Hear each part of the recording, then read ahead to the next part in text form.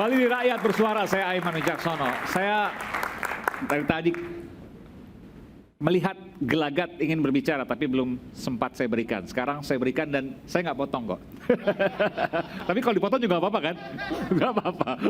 Pakai mic, Bung Ciko. Tahu diri aja kita baru ngomong nih. Silakan. Jadi pada prinsipnya gini, kita ini kan harus pertama melihat Mahkamah Konstitusi itu bagi kita tuh apa? Nomor satu, itu dulu. Ya, kita nggak bisa bicara soal mengkerdilkan menurut saya ya, karena tanda kutip. Kalau kita hanya bicara Mahkamah Konstitusi hanya menguji tentang perselisihan suara gitu. Untuk apa ada hakim-hakim yang begitu hebat yang dipilih dari situ? Menurut saya itu. Yang terakhir, yang kedua tentunya Mahkamah Konstitusi ini nggak ada banding di situ. Artinya dia yang paling mendekati dari wakil Tuhan di dunia untuk terkait memutuskan suatu perkara. Dan ini sangat penting gitu. Nah, jadi pertama kita melihat tadi saya kembali lagi, how do we see this Mahkamah Konstitusi?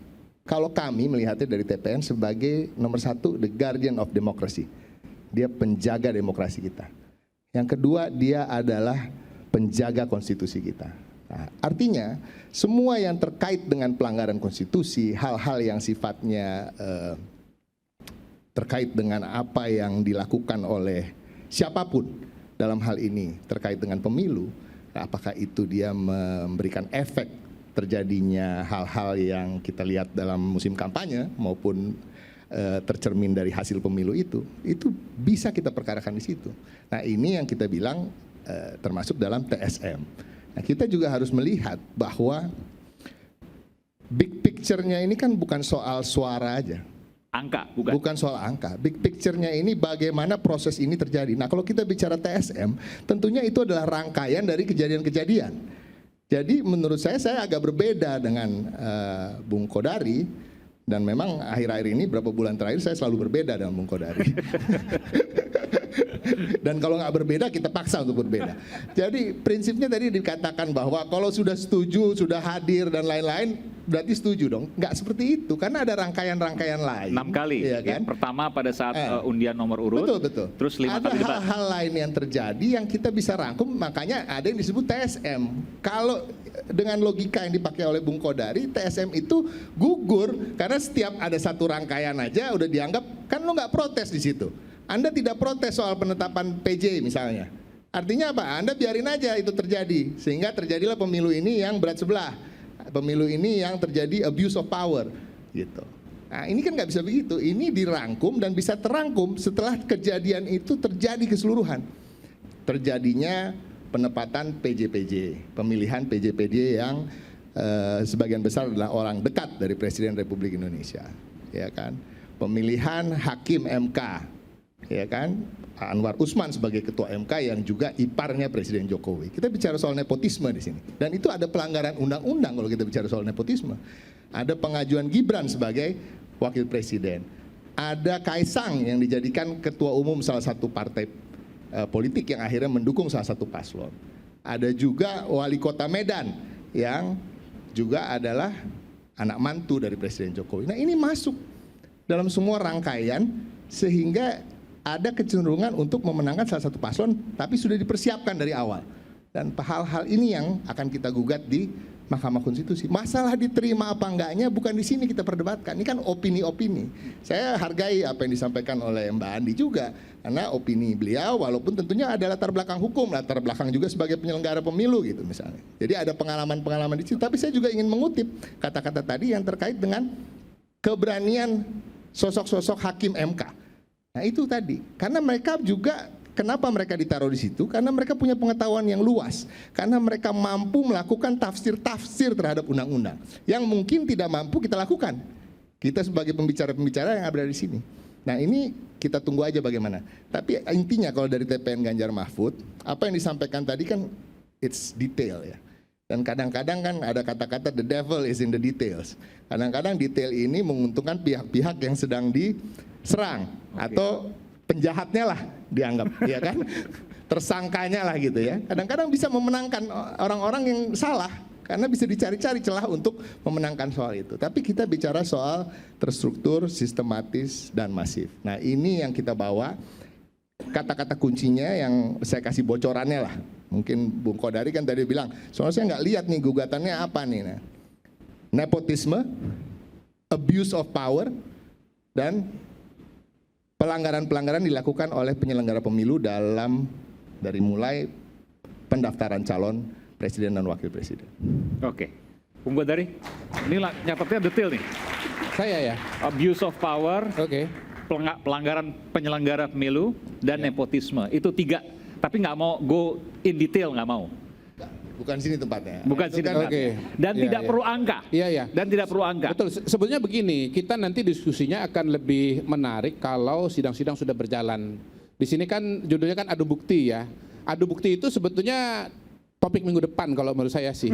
Iya kan? Kan kita melihat bukti-bukti yang Sekarang dimunculkan. bocoran bukti dulu. Sekarang bocoran bukti. baru sebetulnya dugaan gugatan atau adu gugatan sebetulnya pada hari ini. Itu pertama. Yang kedua begini, saya bukan orang yang berpraktek bukan pengacara MK ya. Jadi kalau hafal betul dengan semesta persoalan di MK, saya tidak sanggup. Tapi saya pakai ingatan saja.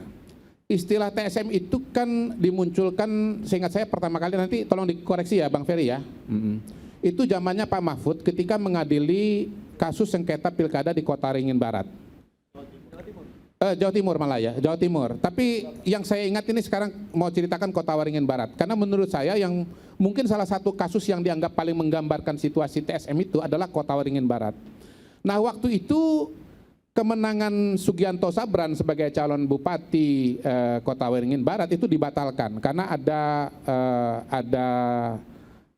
ada praktek ya pelanggaran yang dianggap TSM. Nah, pelanggaran dalam pilkada yang saya ingat dan dianggap sebagai sesuatu yang bersifat langsung dan diterima oleh hakim konstitusi. Ini menarik pernyataan Bu Andi nih bahwa ada variasi antar hakim konstitusi dalam cara pandangnya. Itu karena ada dua peristiwa penting. Pertama adanya serangan fajar atau money politics.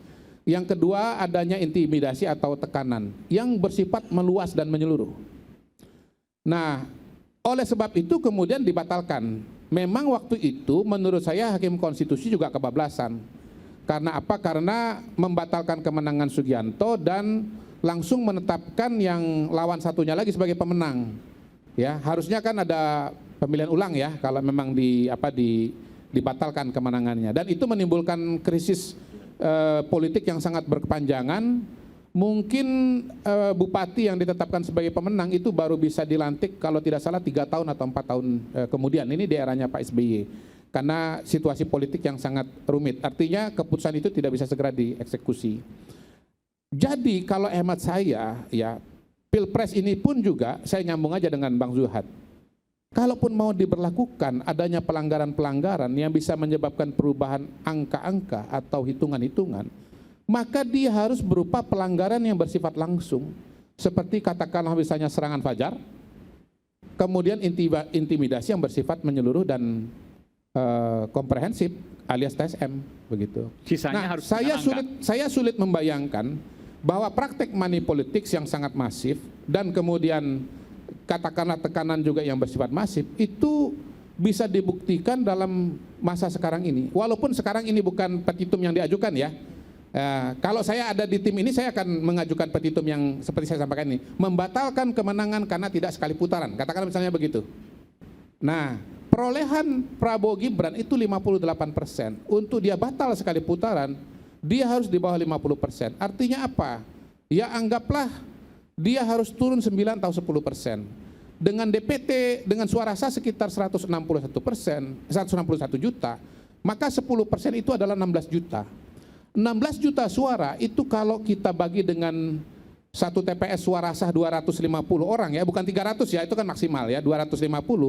Itu saya hitung-hitung 64.000 TPS. Jadi singkatnya untuk membatalkan kemenangan sekali putaran ini, sekali putaran loh ya, supaya ada putaran kedua. Dan kalau ada putaran kedua masih ada 02 di situ.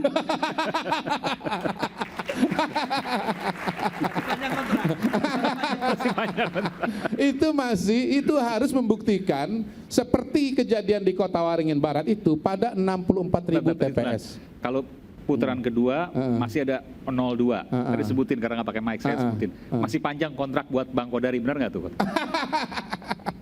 Jadi itu harus diperpanjang. Nah, kalaupun misalnya ada pemilu berikutnya, ini saya mau tambahin lagi nih.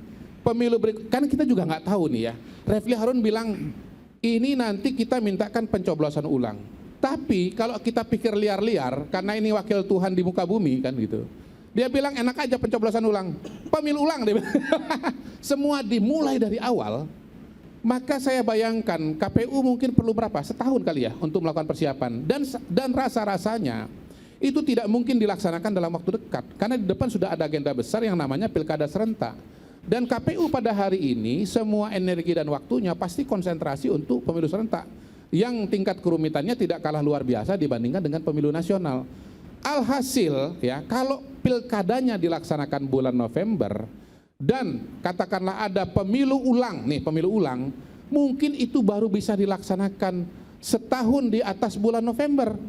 Nah, sementara presiden yang sekarang sudah berakhir masa jabatannya bulan Oktober. Artinya akan terjadi kekosongan. Kalau terjadi kekosongan itu dua hal. Pertama harus amandemen karena ada kekosongan hukum di sini, tidak ada aturan yang mengatur kalau misalnya ini masa jabatan berakhir lalu tidak ada presiden, ya, ada amandemen, masuk gagasan 3 periode, bahkan saya sekarang lebih maju dengan 5 periode.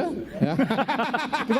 Jelasin loh, 5 periode gimana? 5 periode. 5 periode. Gimana? Jelasin. Menurut saya 5 periode sekarang. Gimana? Karena masa jabat, Mas karena Kodari begini. nggak ada juga PJ presiden ya? Iya, nggak ada PJ presiden. Enggak 5 periode dulu gimana? 5 periode. 5 gimana? periode. Karena begini, pembangunan jangka panjang itu di semua elit politik kita itu 25 tahun. Jadi harus dikasih kesempatan bahwa presiden itu bisa terpilih kembali selama 5 kali dalam Orang yang sama. Iya, terpilih kembali orang yang sama. Kalau bukan orang yang sama nggak terpilih kembali dong. Kan bisa juga dari bapak ke anak misalnya. Enggak, orang yang sama, Oke, orang yang oke. sama. Tapi harus Prabowo kan? Enggak, ini saya nggak ngomong orang ya. Ini cuma bicara implikasi-implikasi yang bisa terjadi. Oke. Yang jelas, kalaupun misalnya ya nanti ada perpanjangan masa jabatan presiden, dari aspek hukum dan politik menurut saya yang paling mungkin untuk menjadi presiden berikutnya untuk perpanjangan itu namanya Joko Widodo. Anda siap nggak dengan itu? Itu pertanyaan saya. Makasih. Dulu mungkin banyak yang lupa, Bung Kodari. Jadi hati-hati dengan permintaan ini ya pemilu ulang itu ya, karena implikasinya panjang loh ke depan. Kita bukan pemilu ulang, Bang. Pemungutan suara ulang. Iya, itu kan permintaan Anda. Saya katakan tadi, begitu di Hakim Konstitusi, di kepala dia lain lagi. Dia bikin enak aja pencoblosan ulang, pemilu ulang, top gitu. Urusan hakim kalau itu. Tapi enggak, ini saya mau bicara dikit Bang. Kalau seandainya pemungutan suara ulang dan mepet dengan pilkada, apa yang dibilang oleh Bung Kodari tadi bisa terjadi? Kalau pemungutan suara ulang itu kan skema waktunya masih memungkinkan dengan skema waktu putaran November kedua udah itu, November udah pencoblosan, Nah, kan nanti kita- pilkada kan persiapannya sebelumnya. Kan penjadwalan itu ada putaran kedua gitu. Nah itu yang bisa digunakan untuk pemungutan Oke, suara ulang. Juni. Iya, relevan dan Oke. masuk akal gitu. Jadi nggak jauh-jauh Bung Jadi Kodari. kita nggak meminta 01 menang loh Bang dalam tuntutan dalam permohonan ini petitumnya. Kita meminta pemungutan suara ulang, bukan pemilu Seperti ulang. halnya putaran kedua. Ya mirip begitu. Kalau pemilu ulang nanti ada kampanye lagi, nanti ada panjang, enggak masuk akal. Saya ini nggak bisa, menurut gini yang saya mau sampaikan adalah kita tidak bisa memastikan keputusan Hakim Konstitusi itu akan seperti apa. Itu kan harapan dan permintaan dari Mas Zuhad kan, diharapkan coblosannya kalau ada coblosan ulang itu bulan Juni. Tetapi kan di Hakim Konstitusi bisa aja pikiran yang berbeda gitu, sehingga kemudian misalnya ini nggak cukup coblosan ulang tapi pemilu ulang dan kemungkinan lainnya gitu. Walaupun saya yakin kemungkinan pencoblosan ulang pada bulan Juni itu rasanya tidak mungkin dan lebih tidak mungkin lagi tanpa ada 02 di situ. Kalau tetap ada, insya Allah 02 menang lagi, bahkan angkanya lebih tinggi, insya Allah. Kontrak makin panjang gitu. Sekarang saya langsung ke ahlinya aja deh. Ini kita bicara bukan andai-andai, tapi kemudian saya terpicu oleh apa yang disampaikan oleh Bung Kodari. Mungkinkah itu bisa terjadi?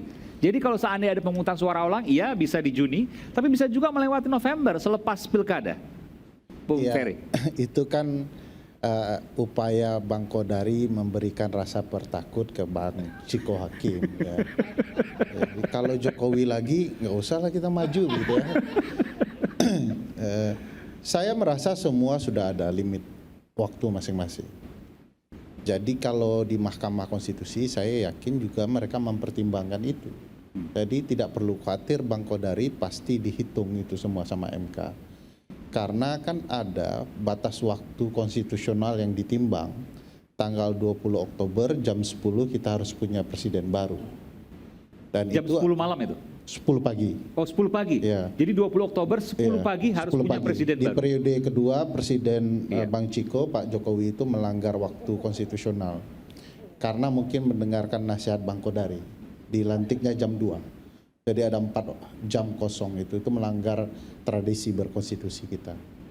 Jadi karena sudah ada tenggat waktu, tidak akan mungkin itu akan melanggar waktu-waktu konstitusional yang ada. Proses penghitungan di Mahkamah Konstitusi juga ditimbang, waktu 3 hari, 14 hari kerja dalam bersidang juga ditimbang. Jangan khawatir soal itu, ini akan berproses. Dan tugas konstitusional Mahkamah Konstitusi adalah mengubah hasil. Pasal 24C menyebutkan bahwa kewenangan mereka menyidangkan perselisihan hasil pemilu, artinya itu mengubah hasil. Jadi tugas Mahkamah Konstitusi adalah Konstitusional mengubah hasil. Kalau tidak perlu mahkamah, tidak perlu sidang. Kalau ujung-ujungnya hanya sekedar menetapkan apa yang ditetapkan oleh KPU. Ya tugas mereka ya mengubah hasil. Permasalahannya disebutkan oleh Bung Kodari, angkanya terlalu jauh, jadi mengubah hasil bagaimana? Ya, tidak Kalau ada soal. seandainya 10%, 16 juta, Nanti sampai ke sana. 64.000 TPS. Itu perhitungan saya itu, Bang Kodari tidak menyampaikan siapa yang menyampaikan soal 10% dan penghitungannya. Enggak, itu independen saya. Saya enggak Silakan pernah nonton cari. Abang. Saya cuma nonton Abang tuh cuma Dirty Food aja. Silakan cari di berbagai podcast saya menjelaskan. Selisih angka yang dibutuhkan 9 sampai 10%, dibutuhkan data 16 hingga 18 juta, lebih presisi lagi dibutuhkan di masing-masing TPS 54.000 itu 30 kecurangan masing-masing. Nah, kalau begitu, kalau tidak sama dengan saya berarti ya pikiran kita sama. Gitu ya. Nah, penjelasan itu sebenarnya bukan kita khawatirkan persaingan di MK antar pihak ini akan mengarah kepada hal yang tidak diperlukan, yaitu bicara soal angka-angka. Bagi saya, angka-angka itu bukan pekerjaan Mahkamah Konstitusi, itu pekerjaan penyelenggara pemilu, gitu ya.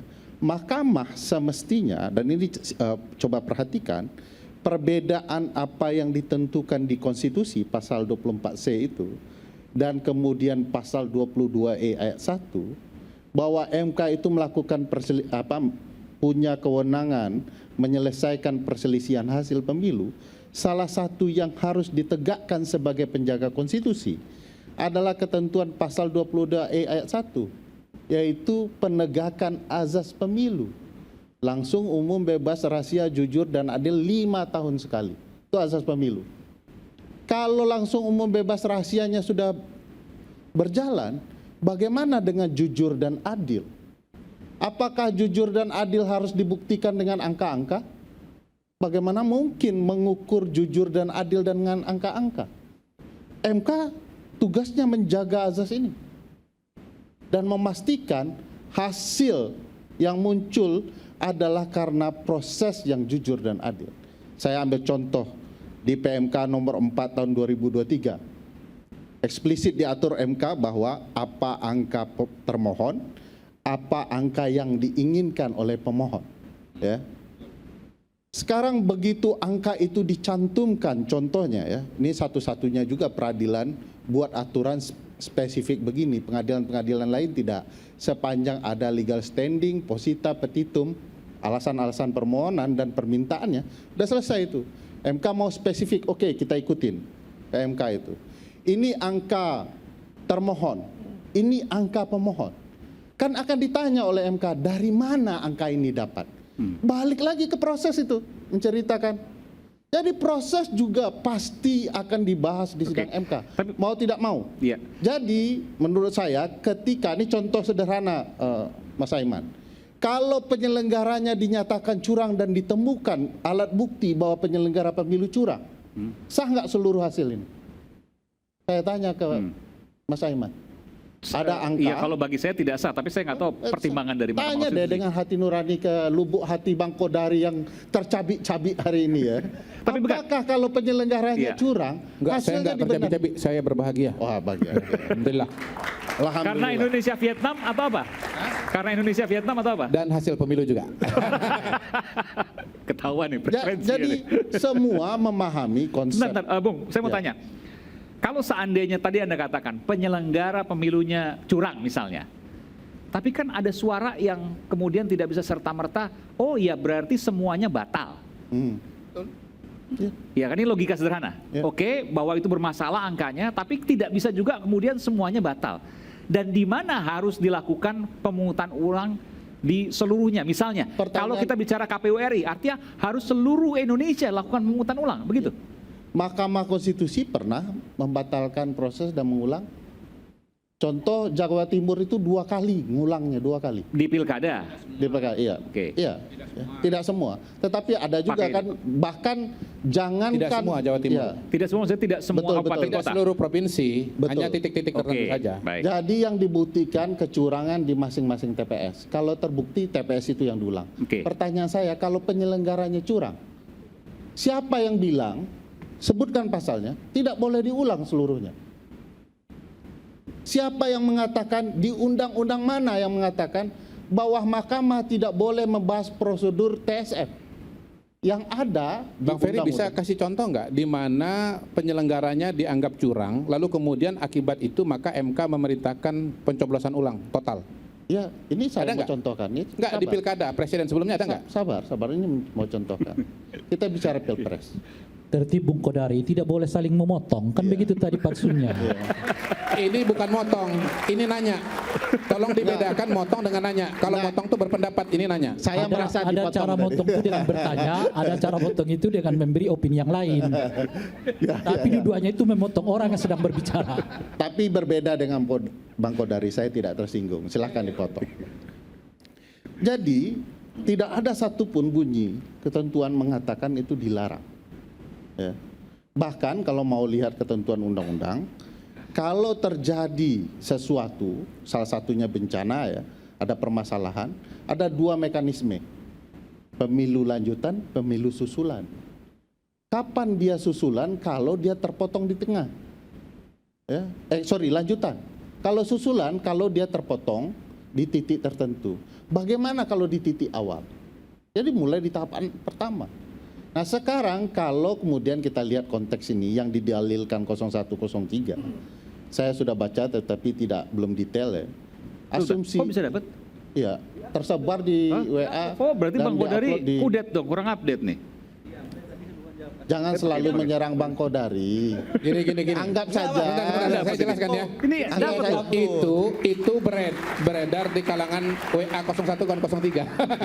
Enggak Bang, Enggak, sudah di-upload ada. resmi yang diregister. Baru Iya, per hari kapan? ini, per hari ini. Oh iya. Per hari ini. Jadi Bang Kodari memang telat update sehari lah. Ya. Nah, saya mau menjelaskan begini, bahwa ketentuan itu tidak melarang sama sekali. Ya. Bahkan untuk bicara TSM juga tidak dilarang. Tetapi memang saya mendorong pihak-pihak lebih fokus kepada proses penyelenggaraan azas pemilu dan prinsip penyelenggaraan pemilu. Kenapa pendekatannya begitu? Nanti akan bicara sampai ngulang itu. Satu misalnya bicara soal mandiri penyelenggara, itu prinsip. Prinsip artinya tidak boleh tidak dilakukan. Kenapa mandiri bermasalah? Karena ketahuan nih penyelenggara pemilu adik-adiknya Bu Andi ini, ya, yang saat ini melanggar prinsip paling esensial soal kemandirian. Di kasus verifikasi faktual, mereka mengomandoi melakukan kecurangan di seluruh Indonesia. Ya, mereka komandoi. Maksudnya gimana? Dikomandoi, KPU diperintahkan KPU daerah untuk melakukan kecurangan dan melolong partai-partai tertentu. Oke, ini yang di DPR yang kemudian ditutup waktu itu. Iya, ini panjang ceritanya. Pertanyaan besar saya, bagaimana kalau kecurangan itu dilanjutkan hingga hari H? Kan ini harus dibuktikan nih, mandiri bermasalah.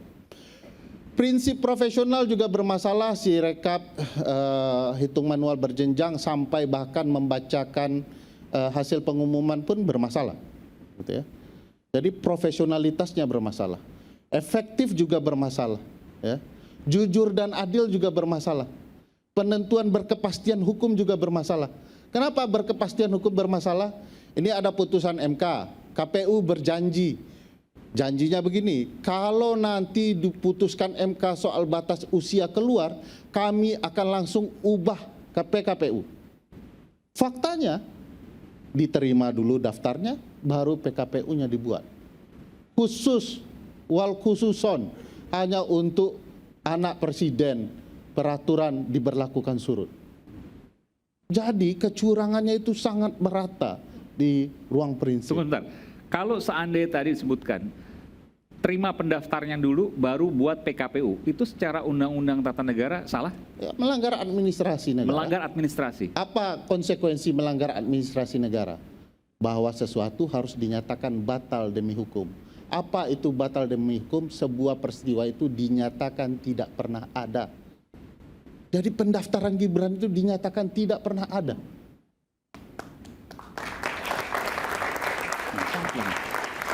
Saya salah sedikit ya. Jadi kalau itu mungkin istilahnya bisa disebut bermasalah di administrasinya ya. Tapi mohon maaf, putusan MK itu kan final and binding dan dia mengganti pasal dalam undang-undang. Nah, kedudukan undang-undang jauh lebih tinggi dibandingkan dengan PKPU, peraturan Persis. KPU. Lebih tinggi dari PKPU, lebih tinggi dari Iya, Perbawaslu, lebih artinya tinggi dari undang-undang. Karena KPU itu undang-undang. sudah melaksanakan berdasarkan undang-undang bahwa ada persoalan administrasi yang belum merubah PKPU-nya tidak berarti bahwa tidak sesuai undang-undang. Ya, Gitu. oke, Jadi saya dia terima. real sesuai dengan undang-undang. Oke, saya Ini jelaskan. masalah teknisnya barangkali ya. Saya juga paham persis bahwa itu masalah teknis yang KPU tidak lakukan. Tetapi saat itu juga kan sudah ke Bawaslu, sudah ke DKPP kan? Mbak, Ya, ditanya dikit, silakan itu tanya. keputusan MK itu ada nggak mewajibkan untuk mengubah undang-undang dulu atau mengubah PKP dulu, ada nggak? Enggak ada. Anunya? Nggak ada juga Apa untuk namanya? nggak ada kewajiban Kenyataannya. untuk memberlakukan pemilu tahun ini juga, Bang. Artinya diberlakukan pemilu tahun depan Kalau- nggak boleh. kalau Karena itu KPU nggak Maksud melanggar. saya gini, kita Enggak. bandingkan dengan Pertanyaan Undang-Undang Cipta Abang Kerja itu- ya. Undang-Undang Cipta Gini, Kerja gini. itu kan mengamanatkan perubahan itu dikembalikan nggak kepada harus. DPR. Gini, Bang, putusan MK Judicial itu order itu bisa Iya, beda-beda. putusan Saya MK mau lanjutkan dulu karena beliau bantah sudah selesai kan. Pertama, satu, hukum administrasi itu tidak perlu menyatakan harus putusan MK. Undang-undangnya ada. Undang-undang administrasi pemerintahan. Tidak boleh melanggar melewati wewenang, mencampur andukan wewenang, sewenang-wenang. Kalau kemudian dia tidak melakukan wewenangnya ya salah. Apa konsekuensinya? Batal demi hukum. Nggak perlu pakai MK itu. Kenapa dia melanggar putusan MK? Kenapa dia tidak jalankan prosedurnya? Dan putusan MK menurut saya, karena sifat ini, kalau menyatakan MK di poin ini, teman-teman selalu bicara final and binding. Tapi harus diingat bahwa MK dengan final and bindingnya bisa mengabaikan tuh PKPU, undang-undang, soal TSM. MK bisa berdiri atas putusannya sendiri. Nah, itu juga harus dibicarakan bahwa di publik MK bisa mengoreksi proses penyelenggaraan pemilu hingga hasil bahwa yang diselamatkan MK adalah praktik penyelenggaraan pemilu agar betul-betul konstitusional. Kecuali kita ingin mengabaikan, sudahlah yang lewat-lewat, biarkan kecurangan ini, terima hasilnya. Kalau begitu pertanyaan besarnya, ngapain kita berpemilu? Kalau kemudian segala sesuatu yang melanggar hak-hak konstitusional kita diabaikan begitu saja. Tapi kok jangan khawatir Bang Ciko, Zuhad Aji, tanda-tanda kekhawatiran dari kubu Bang Kodari kelihatan kok. Dulu katakan buktikanlah ini tidak salah, ini harusnya di Bawaslu. Tetapi lawyer-lawyernya, lawyer top semua dikirim. Tanda-tanda permohonan 0103 ini memang berbahaya juga. Oke, seberapa bahayanya? Kita akan kembali saat lagi di Rakyat Bersuara.